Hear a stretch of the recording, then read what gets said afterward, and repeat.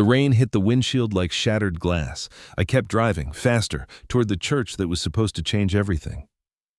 Dad, what if we're too late? Allie's voice trembled beside me. Then we'll still tell her the truth, I said. The truth I should have told 10 years ago, that I never stopped loving Kamali Rivera, not for a single damn day. My name is Jordan Watson. I'm 45 years old, and I run a small auto repair shop in Seattle. I've been a single father for most of my daughter's life. Being a dad isn't easy, especially when you're trying to be both the anchor and the sail. But Allie, she makes it worth it. She's the kind of kid who believes in people, even when they've stopped believing in themselves. Seattle's always gray in November, the kind of cold that seeps into your bones. The kind that makes a cup of coffee feel like mercy. That morning, I was in the garage tightening bolts, minding my own quiet routine, when Allie burst in, all smiles and secrets. "Dad," she said, "don't make any plans this afternoon, okay? I'm throwing a small birthday lunch, just a few friends." I laughed. "Your birthday isn't for another 3 months." She shrugged, mischievous. "It's a practice run." By noon, the house smelled like her favorite pasta and lemon pie. She was running around, adjusting candles, whispering with her best friend Lisa, both of them acting like undercover agents. I didn't think much of it, until the doorbell rang. When I opened the door, time stopped. Standing there was Kamali Rivera. For a moment, neither of us spoke. "Jordan," she breathed. "Kamali," I said quietly. My heart stuttered. 10 years vanished in an instant, and I realized, whatever this birthday lunch was, my daughter had just changed everything. The rain hit the windshield like shattered glass. I kept driving, faster, toward the church that was supposed to change everything. "Dad, what if we're too late?" Allie's voice trembled beside me. "Then we'll still tell her the truth," I said. The truth I should have told 10 years ago, that I never stopped loving Kamali Rivera, not for a single damn day. My name is Jordan Watson. I'm 45, a mechanic from Seattle, and a single father. I fix what's broken for a living. Cars, engines, sometimes the small things people give up on. But not everything can be repaired. Some mistakes last a lifetime. Allie, my daughter, keeps me from drowning in those regrets. She's light, noise, and color in a life that's been mostly gray. That morning felt ordinary, the kind of morning that smells like coffee and motor oil. I was wiping grease off my hands when Allie burst in, her hair a mess, her smile hiding something. "Dad, no work today. We're having a small lunch. You, me, and a surprise guest." "A surprise guest?" I laughed. "It's not even my birthday." She grinned. "Just trust me." By noon, the kitchen was full of chatter.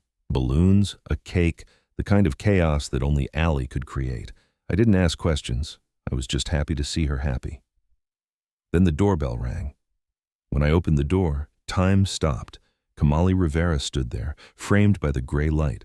Her voice was soft. "Hello, Jordan." For a second, I forgot how to breathe. "Kamali?" I managed to say. Behind her, Lisa, her daughter, Allie's best friend, was smiling, completely unaware of the storm she'd just unleashed. And in that moment, I knew, whatever this day was supposed to be, it was no longer just a lunch. It was the beginning of something I thought I'd buried forever. I should have known something was going on. Allie and Lisa had been whispering for days, giggling like two little masterminds. Every time I walked by, they slammed their laptops shut. I didn't ask. Part of me didn't want to know. That night, Allie came into the living room, holding a notebook full of doodles and stars. "Dad," she said, "you're a Capricorn, right?" I frowned. "Since birth. Why?" She smiled slyly. "And Kamali's a Cancer. That's like perfect compatibility."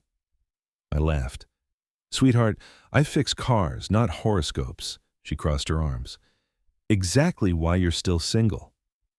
The next day, I found a sheet of paper on the counter, my name and Kamali's connected by a giant red heart, a messy 98% written in the corner. Under it, in Allie's handwriting, "The universe ships you two."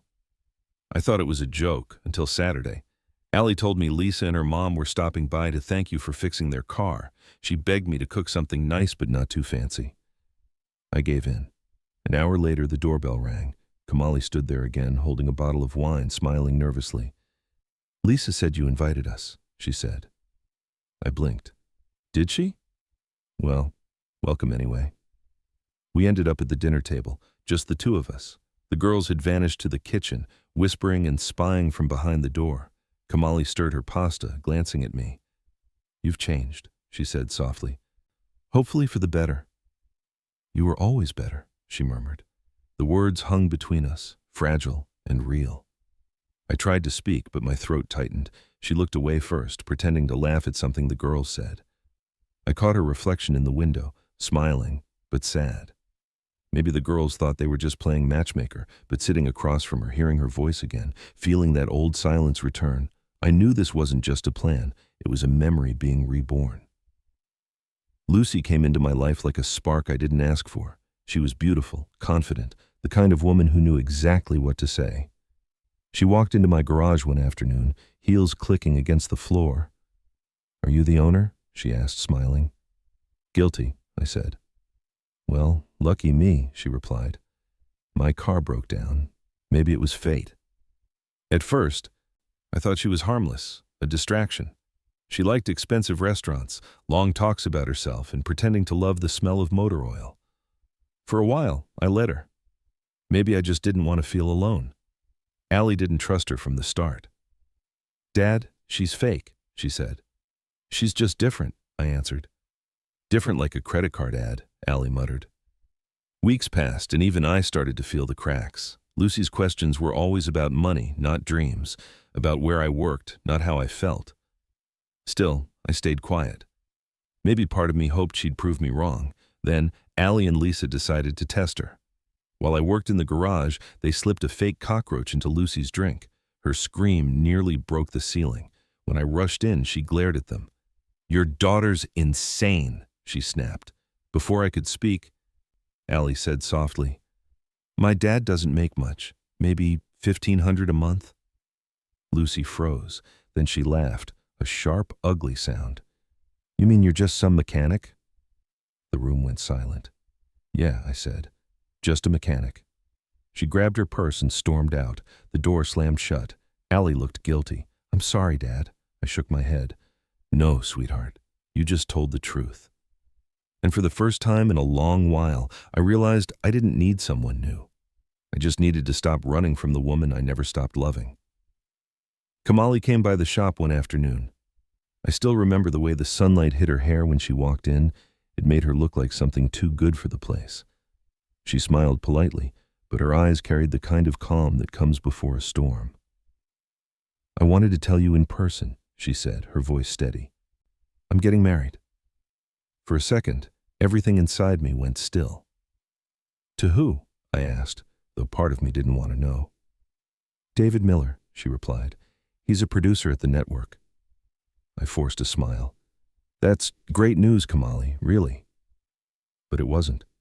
It felt like someone had taken a wrench to my chest and tightened it until I couldn't breathe. She looked at me for a moment, as if waiting for something, for me to stop her, maybe. But I didn't. I just nodded, pretending to be happy for her. I wish you both the best, I said quietly. That night, Allie noticed something was off. I didn't talk much during dinner. I stared at my food, hearing Kamali's voice in my head. Dad, Allie said softly, is it about her? I didn't answer. But she didn't need me to. She saw everything in my silence. The next morning, she and Lisa were whispering again, scribbling notes, checking maps on their phones. When I asked what they were up to, they just smiled. Nothing, Dad. Just planning a trip. Later, I overheard them in the garage. If we can just get there before the ceremony, Lisa whispered, maybe Mom will listen. She will, Allie said. She has to. I stood in the doorway, watching them. Two girls who believed love could still be fixed if you were brave enough to chase it.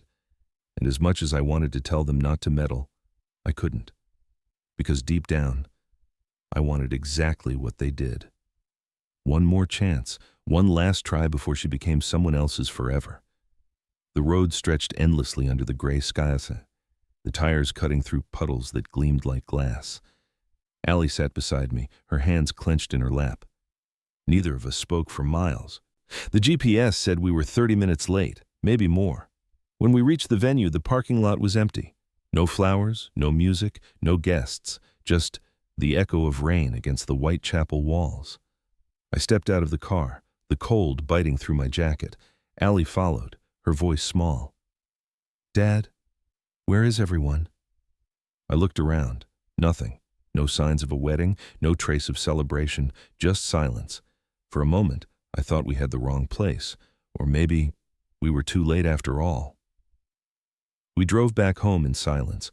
The wipers swayed like a heartbeat, steady and cruel. My mind replayed her words. I'm getting married. Every syllable felt heavier now, swallowed by the empty road. When we finally pulled into the driveway, the lights were on. Through the window, I saw Kamali and Lisa packing boxes. My chest tightened. Allie ran ahead and burst through the door. Kamali turned, startled. Her eyes were red, her face pale. "Jordan, you're here." "What happened?" I asked. Her voice shook. "We never made it to the ceremony." She hesitated, glancing at Lisa. "On the way there was an incident. Our car broke down near the highway. A man tried to rob us." My stomach dropped. "What, are you hurt?" She shook her head. "No, but David, he ran. He hid behind a tree while I was screaming for help." For a long moment, no one spoke. The sound of rain filled the space between us. Kamali took a deep breath, her hands trembling. "I realize something," she said quietly. "I've spent years convincing myself I needed someone strong, someone stable. But when it mattered, he wasn't there." She looked at me, eyes wet but clear. "I chose the wrong man." Allie stepped closer, her hand finding mine. And in that moment, I knew sometimes life doesn't give you warnings. It just gives you a second chance and waits to see if you're brave enough to take it. For a moment, no one moved. The sound of rain softened outside, like the world itself was holding its breath. Kamali stood there, eyes glistening, shoulders trembling. I looked at her, and every memory I'd buried for 10 years came rushing back. I reached into my jacket pocket, my fingers finding the small box I'd carried for too long. The leather was worn, the corners faded. I'd kept it through every move, every heartbreak, every lonely night. I never knew why. Until now. "Kamali," I said quietly. She turned toward me, her breath catching. "There's something I was supposed to do, a long time ago." I opened the box. The ring was still there, simple, silver, a little tarnished, but real. The way love should be. She covered her mouth, tears spilling over. "Jordan," she whispered. I took a step closer, then another, until I was right in front of her. My knees hit the floor, and my voice broke just enough to make the words true. "I don't want to lose you again," I said. "Let me finish what I started that day. Be my wife, Kamali." She stared at me for a heartbeat that felt like forever, then nodded, unable to speak. Her hands flew to her face as she cried, half laughing, half shaking.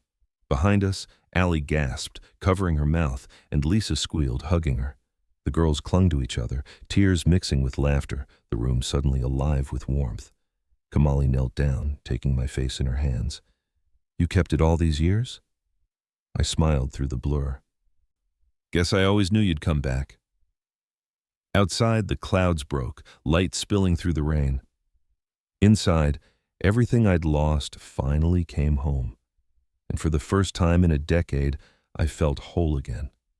The house smelled like cinnamon and pine.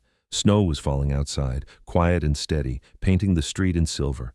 Inside, laughter filled every corner, soft, easy, unforced. Allie and Lisa were in the living room, fighting over where to hang the last ornament. "Higher," Lisa said. "It'll fall," Allie protested. I watched them from the kitchen, pretending to scold. "Girls, it's a tree, not a battlefield." They laughed, and for once, it sounded like peace. Kamali was by the counter, hair tied up, dusted with flour. She hummed while shaping the dough for her holiday pie, the same song she used to hum when we were young. I poured the tea, stealing glances at her, still unable to believe she was really here. Every now and then, she'd look up and smile. That same warm, quiet smile that had once wrecked me, and somehow healed me again. I carried 2 mugs of tea to the table and sat down, just watching them. The lights from the tree flickered across the walls, soft and golden. The air felt lighter, the world simpler. For years I'd told myself love was something that belonged to the past, something reckless, something meant for younger hearts. But that night, watching the three of them laugh under the glow of the Christmas lights, I knew I'd been wrong. Love wasn't about timing. It was about courage, about finding your way back, no matter how far you've drifted. Voiceover. I once thought love was only for the young, fleeting and foolish. But now I know. Sometimes happiness comes late, just so we're old enough to cherish it when it finally arrives.